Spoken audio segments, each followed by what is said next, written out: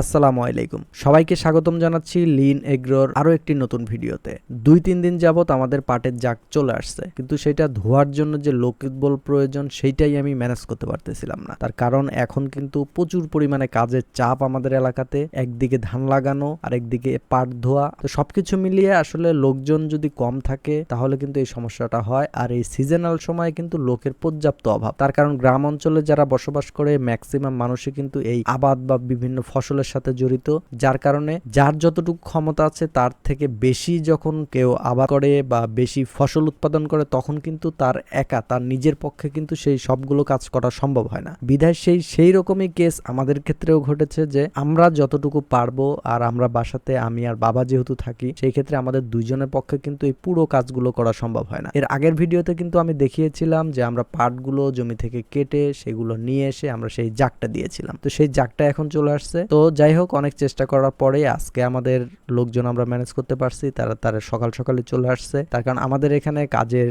যে শিডিউলটা থাকে সেই সিস্টেমটা হলো সকাল 7টা থেকে দুপুর 3টা পর্যন্ত সবাই কাজ করে। তো 7টার সময় চলে আসার পরে তারা পাট ধোয়ার জন্য যে আমাদের পাটের জাগটা সেটা ভেঙে পাটটা ধোয়ার জন্য যে আরটা বানতে হয়, যেখানে দাঁড়ায় পাটগুলো ধুইতে হয়, সেই ব্যবস্থা করেই তারা কিন্তু কাজে লেগে গেছে। আর আমার আর আব্বার কাজ হলো তাদের এই কাজ করার জন্য যাবতীয় যত হেল্প প্রয়োজন আমাদের সেই কাজগুলোই করতে হবে। যেরকম তারা পাট ধুচ্ছে, সেই পাটগুলো তারা যেখানে রাখতেছে সেখান থেকে উপরে নিয়ে আসতে হবে। পাটখাটি যে শোলাগুলো তারা পানিতে ফেলতেছে সেগুলো আমাদেরকে উপরে আনতে হবে। তো এই কাজগুলো আমি আর আমার বাবা এই দুজন মিলেই করতেছিলাম। আর আরেকটা কথা, সেটা হলো পাট ধোয়া কিন্তু সবাই পারে না, কারণ পাট ধোয়ার কিন্তু আলাদা একটা টেকনিক বা এটার একটা কৌশল আছে। তো আমি যেহেতু কৃষিকাজে একদমই নতুন, বলতে গত বছর থেকে এই কাজগুলোর সাথে আমি ইনভলভমেন্ট, এর আগে ইতিপূর্বে কখনোই আমি এসব কাজগুলো করি নাই। যদিও বা আমার গ্রামে বেড়ে ওঠা বা গ্রামে বসবাস করেছি, গ্রামের ছেলে, কিন্তু এই কাজগুলো থেকে আমি সবসময় দূরে থেকেছি। তার কারণ ছোটবেলা থেকেই ওই একটা জিনিসই শুনে এসেছি যে পড়াশোনা করতে হবে, পড়াশোনা করো, যখন যে কাজ প্রয়োজন পরবর্তীতে সেই কাজটা করতে পারবে। তো যাই হোক, ছোটবেলা থেকে সেরকমই যে একদম পড়াশোনায় মনোনিবেশ করে শুধু পড়াশোনা, খাওয়া আর ঘুম, এই কাজগুলোই করেছি, বাদ বাকি এই কাজগুলো আমরা কখনো করি নাই। যার কারণে এখন সময় এসে যখন পড়াশোনা শেষ হয়েছে, নিজের ইচ্ছা মতন যতদিন চাকরি করা দরকার ততদিন করেছি। এখন যেহেতু বাড়িতে এসে সেটেল হয়ে গেছি, সেই ক্ষেত্রে এই কাজগুলো এখন কিন্তু করতে হচ্ছে। আর সেই কাজগুলো করতে গিয়ে কিন্তু নিজের অনেক হ্যাসেল পোহাইতে হচ্ছে, নিজের অনেক কষ্ট হচ্ছে, কিন্তু কিছু করার নেই। যেহেতু গ্রামের মধ্যেই থেকে যাব চিন্তা ভাবনা করেছি বা সেই প্ল্যান মোতাবেকই কাজ করতেছি, সেই ক্ষেত্রে এই কাজগুলো কিন্তু আমার প্রত্যেকটা কাজ শিখতে হবে। তবে শেখার জন্য একটু সময় দরকার, বা সেই সময় নিয়েই কিন্তু আমি সেগুলো করতেছি। বা অতিরিক্ত প্রেশার কিংবা সেরকম কোনো রকমের নিজের জীবনের উপর দিয়ে উঠে যাবে এরকম কোনো কিছুই করতেছি না।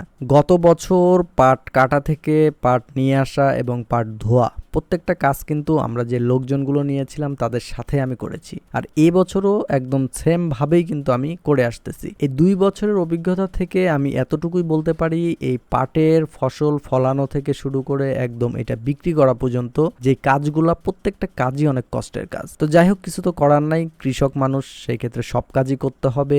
আর প্রত্যেকটা ফসলে কিন্তু আমাদেরকে ফলাইতে হবে। বাংলাদেশের সোনালী আঁশ বলা হয় এই পাটকে। এই পাট চাষ আমরা চাইলেও বাদ দিতে পারবো না, তার কারণ এইটা কিন্তু আমাদের রক্তের সাথে বা আমাদের পরিবেশের সাথে একদম মিশে আছে। যার কারণে আমাদের কষ্ট হোক বা যে কিছু যাই হোক না কেন, আমাদের এই ফসলটা কিন্তু আমাদের ফলাইতে হবে বা এই কাজগুলো আমাদেরকে করতেই হবে। যাক, আপনাদের সাথে কথা বলতে বলতে বা আমাদের যে কাজগুলো সেগুলো করতে করতে কিন্তু আমাদের পাট ধোয়া একদম সম্পূর্ণ শেষ হয়ে গেছে। আর এখন আমি পাটে পানি দিচ্ছি। আর এই পানি দেওয়ার কিন্তু একটা কারণ আছে। কারণটা হলো, যেহেতু আমরা আমাদের যে পুকুর আছে সেই পুকুরে এই পাটটা জাগ দিয়েছি, আর পুকুরের পানিটা যেহেতু লড়াচড়া করে না বা এক জায়গায় স্থির থাকে, যার কারণে পাটের কালারটা কিন্তু একটু কালচে টাইপের হয়। এই কারণেই আমরা এই পাটটা ধোয়ার পরে এক জায়গাতে রেখে এখানে যে মোটর দিয়ে একদম ফ্রেশ যে পানিটা আছে সেটা দিচ্ছি। এই পানিটা দিয়ে আমরা এখানে 2 থেকে 3 দিন সকাল দুপুর রাত এরকম ভাবে পানি দিব, তাহলে পাটের যে কালারটা সেটা কিছুটা হলেও পরিবর্তন আসবে। যাই হোক, আমাদের 2-3 দিন এই পাটটা আমরা এক জায়গাতে রেখে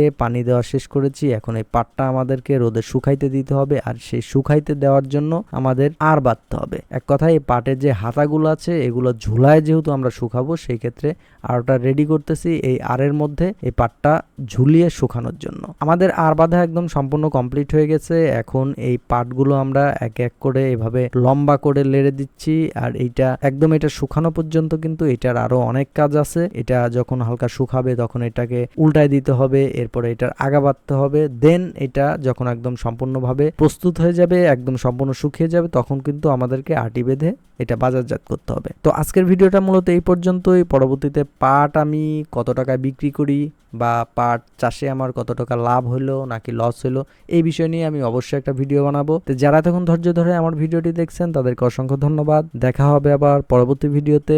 ততক্ষণ সবাই ভালো থাকবেন, সুস্থ থাকবেন। আল্লাহ হাফেজ, আসসালামু আলাইকুম।